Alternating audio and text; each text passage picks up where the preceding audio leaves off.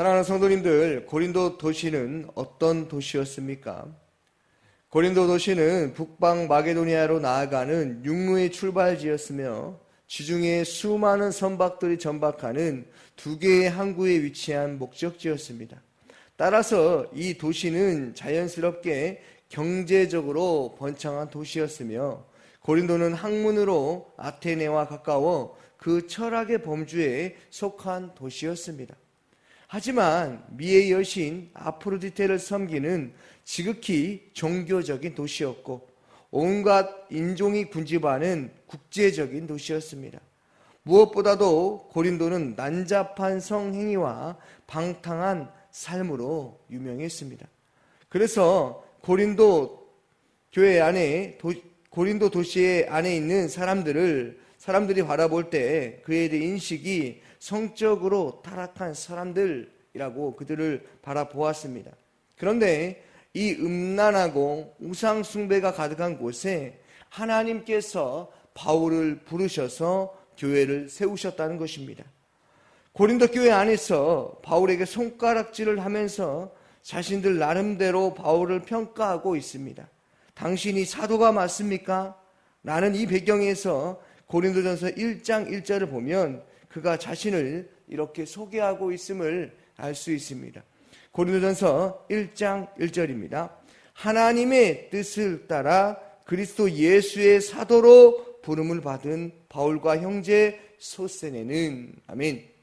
여기서 우리는 분명히 알게 되는 것이 있습니다. 바울의 정체성은 자기가 결정한 것이 아니라 바울의 정체성은 하나님의 부르심으로 결정되었다는 것입니다. 또한 바울을 위한 부르심에는 이중적인 성격이 있는데, 첫째로 바울은 그리스도 예수로 사도로 부르심을 받았다는 것이며 이것은 부르심의 신분을 의미합니다. 둘째로 하나님의 뜻을 따라서 사도로 부르심을 받았다는 것이죠. 이것은 부르심의 원인이 하나님의 부르심이다, 이것을 말하는 것입니다. 사실상 그의 신분과 원인은 하나로 묶여 있다는 것이죠. 그러니까 바울은 하나님의 뜻을 원인으로 그리스도 예수의 사도가 되었고, 그리스도의 사도가 되었기 때문에 이제는 하나님의 뜻, 복음을 전하는 사명을 이루는 사명자라는 말이 되는 것입니다.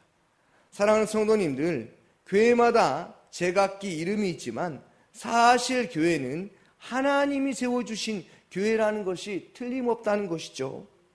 그러므로 교회는 사람에게 종속된 기관단체가 아니라 교회는 하나님께서 은혜로 세우신 교회, 하나님께 속한 공동체라는 것입니다. 그러므로 교회는 하나님의 소유라는 것이죠. 그래서 고린도 도시에 교회가 세워졌다는 것은 이제부터 그 교회는 건물만 크게 세워진 교회가 아니라 교회의 시작이 하나님에게 있다는 것을 말해주는 것이죠. 그 교회에 하나님께서 바울을 선택하셔서 그를 부르신 것입니다. 그리고 성도의 신앙은, 믿음은 하나님이 교회 안에서 자라게 하신다는 그 사실을 기억하시기를 소망합니다. 사랑하는 성도님들, 교회는 누구의 것입니까? 내가 헌금을 많이 했으니까 내 것입니까? 바울은 이렇게 고백합니다. 만물은 교회의 것이다. 교회는 그리스도의 것이다. 그리스도는 하나님의 것이다. 이렇게 말합니다. 고린도전서 3장 21절과 23절 말씀입니다. 3장 21절에서 23절인데요. 그런즉 누구든지 사람을 자랑하지 말라. 만물이 다 너희의 것임이라. 바울이나 아볼로나 게바나 세계나 생명이나 사망이나 지금 것이나 장래 것이나 다 너희 것이요 너희는 그리스도의 것이요 그리스도는 하나님의 것이니라. 아멘. 한마디로 무슨 말입니까? 우리는 하나님의 것이다. 하나님께 속해 있다. 바로 우리가 교회이다 라는 것이죠. 바울은 항상 자신이 누구인지 자신의 정체성을 밝혔습니다. 나는 하나님의 사도다. 하나님께 부름받은 자다. 그럼에도 불구하고 교회가 쪼개지더니 바울을 비난하고 비판하는 사람들이 생겨났다는 것이죠. 그래서 그 이유를 들어보니까 복음을 들었다고 하는 그들의 입에서 바울이 사도냐? 라고 말하는 것이죠. 사랑하는 성도님들, 바울이 얼마나 힘들겠습니까? 마치 이런 것과 같습니다. 자녀들을 믿음으로 최선을 다해 키웠는데, 그리스도인을 살아가도록 부모로서 최선을 다해 살도록 했는데, 안 믿는 사람 만나서 신앙생활도 안 하고 자기 마음대로 사는 것을 본다면 얼마나 속상하겠습니까? 말 잘 들으라고 한 충고를 잘못 알아듣고 세상에 묶여 살아간다면 그 모습을 본 부모가 얼마나 속상하겠습니까?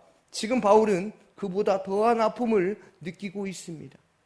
본인은 이 고린도 교회가 영적으로 자기가 나았다고 그렇게 고백하지 않았습니까?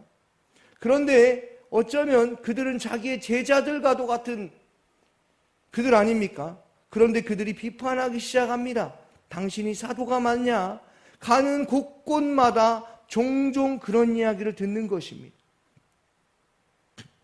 본인은 사도라고 하는데 저 사람이 정말 사도가 맞냐 이런 이야기를 들으니까 사도권에 대한 시비가 휘말리면서 그 부분에 대한 이야기를 오늘 또다시 하게 되는 것입니다. 오늘 말씀 1절 말씀 9장 1절 말씀을 함께 다시 읽어보겠습니다. 내가 자유인이 아니냐? 사도가 아니냐? 예수 우리 주를 보지 못하였느냐? 주 안에서 행한 나의 일이 너희가 아니냐? 아멘. 내가 자유인이 아니냐? 사도가 아니냐? 내가 쓴 서신서를 보면 예배소에서부터 너희들이 본 예배소에서 있을 때부터 너희들이 본 서신서에 보면 내가 그리스도의 사도가 되었음을 편지 서두부터 말하지 않았냐라는 것이죠. 사랑하는 성도님들, 사도란 무엇입니까? 보내심을 받은 자라는 것입니다. 자기는 주님께서 부르셔서 주님께서 이방인에게 이방인을 위한 택한 그릇이라고 그렇게 말했다는 것이죠. 그런데 이들이 말합니다. 당신이 보냄을 받은 것이 맞냐? 이렇게 얘기를 들을 때마다 얼마나 답답한 생각이 들었겠습니까? 그래서 바울이 말하는 것입니다. 내가 예수를 보지 못하였느냐? 나는 예수님을 본 자다. 나는 다메섹 도상에서 주님께서 사울아 사울아 왜 내가 나를 핍박하느냐? 라고 그러한 음성을 들었던 사람이다 라고 말하는 것입니다. 그리고 주 안에서 행한 나의 일이 바로 너희가 아니냐? 주님이 나를 보내셔서 행한 일이 바로 이 고린도 교회가 아니냐? 여러분들이 사도된 바울의 사역의 열매가 아니냐? 당신들이 나의 열매가 아니냐? 당신들이 나의 증인이다 라고 말하는 것입니다. 그럼에도 불구하고 왜 이들은 계속해서 바울이 사도가 아니라고 말하는 것입니까? 그것은 사도행전에 보면 조금 더 이해가 되는 일들이 생깁니다. 이 기준에서 보면 사도권의 시비가 생길 법도 합니다. 한번 잘 들어보시기 바랍니다. 사도행전 1장 21절에서 26절 말씀입니다. 이러함으로 요한의 침례로부터 우리 가운데서 올려져 가신 날까지 주 예수께서 우리 가운데 출입하실 때에 항상 우리와 함께 다니던 사람 중에 하나를 세워 우리와 더불어 예수께서 부활하심을 증언할 사람이 되게 하여야 하리라 하거늘 그들이 두 사람을 내세우니 하나는 바나바라고 또 하나 별명은 유스토라 하는 요셉이요 하나는 마띠아라. 그들이 기도하여 이르되 무사람의 마음을 아시는 주여 이 두 사람 중에 누가 주님께 택하신 바 되어 봉사와 및 사도의 직무를 대신할 자인지를 보이시옵소서. 유다는 이 직무를 버리고 제 곳으로 갔나이다 하고 제비를 뽑아 마띠아를 얻으니 그가 11사도의 수에 들어가니라. 아멘. 예수님은 12제자를 부르실 때 12이라고 하는 것을 꼭 사도의 수를 제한했던 것은 아닙니다. 잘 아시는 대로 12은 이스라엘의 12지파를 하나님께서 부르셔서 온 백성을 구원하는 통로로 삼으셨듯이 주님 또한 12제자라고 하는 12명을 불러서 12지파를 대신하는 뜻으로 그들을 부르신 것이죠. 그래서 이 12이라고 하는 것이 이스라엘 백성 전체를 대표하듯이 12를 불렀다는 것은 사실 믿는 자를 전부를 불렀다는 것입니다. 12를 부른다는 것은 우리 모두를 불렀다는 뜻이지 12명의 사도로만 내가 쓰겠다는 것이 아니라는 것입니다. 누가가 기록한 사도행전을 보면 사도가 되는 조건은 요한의 세례로부터 그 다음에 주님께서 승천할 때까지, 쉽게 말하면 예수님과 함께 다닌 사람이어야 되는 그 조건이 있었다는 것입니다. 12사도 중에 가룟 유다가 죽고 나서 한 사람 마띠아를 더 뽑을 때에 어떤 조건으로 한 사람을 더 채워 넣을 것인가? 11사도가 지금 되었는데 다시 12이라고 하는 완전한 사도 수를 채우기 위해서 뽑은 기준이 바로 이 기준이었다는 것이죠. 이 기준에 보면 사도 바울은 사도가 맞냐 아니냐라는 결격 사유가 생기는 것 아니겠습니까? 바울을 비난한 사람들이 그러는 것이죠. 당신이 예수님하고 같이 다닌 적이 있으십니까? 당신이 예수님의 제자가 맞습니까? 라고 하니 이 바울이 어떻게 했습니까? 늘 그들이 볼 때 바울은 예수를 믿는 그리스도인들을 박해했던 자들 아니겠습니까? 그러니까 이 사실을 알고 있는 사람들은 바울을 비판의 거리의 대상으로 삼았던 것이죠. 당신이 예수를 만나서 회심했을 뿐이지 당신이 사도냐? 라는 말이죠. 바울의 입장에서 보면 얼마나 속상하겠습니까? 그런데 그가 말하는 것입니다. 다른 사람들에게는 내가 그렇게 들을지라도 지금 고린도 교회 안에 있는 당신들이 나에게 이렇게 말할 수 있습니까? 억울합니다. 답답합니다. 그럼에도 불구하고 그가 사도권을 인정하지 않게 된다면 복음이 훼손되는 것 아니겠습니까? 그러니 바울이 말하는 것입니다. 나는 사도입니다. 하나님의 뜻을 따라 부름을 받은 사명자입니다. 라고 말하는 것이죠. 얼마나 답답하든지 고린도 후서 3장 1절부터 해서 3절까지 또 한 번 이야기를 합니다. 자신의 사도권을 다시 한번 변호하는 것이죠. 고린도 후서 3장 1절부터 3절입니다. 우리가 다시 자천하기를 시작하겠느냐? 우리가 어찌 어떤 사람처럼 추천서를 너희에게 붙이거나 혹은 너희에게 받거나 할 필요가 있느냐? 너희는 우리의 편지라 우리의 마음에 썼고 무사람이 알고 읽은 바라. 너희는 우리로 말미암아 나타난 그리스도의 편지니 이는 먹으로 쓴 것이 아니요 오직 살아계신 하나님의 영으로 쓴 것이며 또 돌판에 쓴 것이 아니요 오직 육의 마음판에 쓴 것이라. 아멘. 무슨 말입니까? 내가 사도가 된 이유가 무엇이냐? 무슨 추천사가 필요하냐? 너희들이 고린도 교회의 증인 아니냐? 당신들이 나의 편지다 라고 말하는 것입니다. 고린도 교회는 사도 바울을 통해서 하나님이 쓰시는 편지와 같다는 것이죠.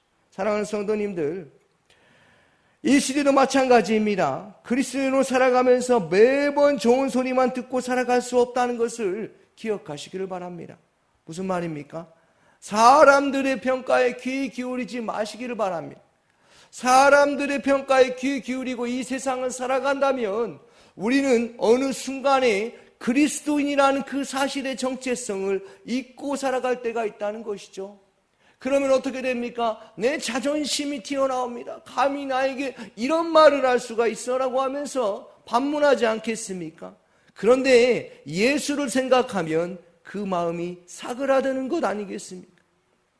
나 자신에 대해서 바르게 말해줄 때는 또 바르게 들어야 하지 않겠습니까? 쉽게 말씀드리면 어떤 일이 일어났을 때, 어떤 상황과 어떤 환경이 있을 때에 그리스도인으로서 정체성을 가지고 분별력을 가지고 그 일들을 헤쳐나가야 한다는 것이죠. 그런 점에서 본다면 우리가 많은 사람들에게 칭찬을 받으려고 애쓸 필요가 없다는 것이죠. 우리는 누구에게 칭찬을 받아야 되겠습니까? 하나님에게 칭찬을 받아야 되죠. 하나님 앞에서 사는 존재라는 것을 우리는 기억해야 합니다. 어떻게 살아가야겠습니까? 하나님의 부르심의 뜻대로 하나님의 말씀에 순종하며 많은 사람들에게 그리스도의 사랑을 전하며 복음으로 열매 맺는 그리스도인으로 살아가는 것, 바로 우리가 사도다, 바로 우리가 사명자라는 그 사실을 기억하기를 주님의 이름으로 축원합니다. 아멘. 오늘 말씀을 기억하면서 함께 기도하여 주시고 성도님들의 가정과 직장을 위해서 함께 기도하여 주시고, 청년부 김대영 목사님을 위해서 기도하여 주시고, 그들이 학업과 또 삶의 근원과 목적이 하나님께 있음을 깨닫는 은혜 가운데 살아갈 수 있도록 우리 청년들을 위해서 한 명 한 명 기도하여 주시기 바랍니다. 오늘 목요 합심 기도회가 있는데 성령 충만함으로 기도하는 시간 되게 하여 달라고 기도하여 주시고, 샤인코스를 위해서, 게스트들과 섬김을 위해서 함께 기도하여 주시기 바랍니다. 담임 목사님의 건강과 성령 충만함, 사모님과 자녀들을 위해서 기도하여 주시고, 대통령과 이 나라와 이민족 해외 선교 조학현 선교사님 캄보디아에서 사역하십니다. 그 땅 가운데 말씀의 뿌리가 깊이 내릴 수 있도록 기도하여 주시고, 광신대학교 시설 관리자들에게 지혜와 체력을 주셔서 시설이 잘 관리될 수 있게 해달라고 우리 같이 함께 기도하며 나아가도록 하겠습니다. 기도하겠습니다.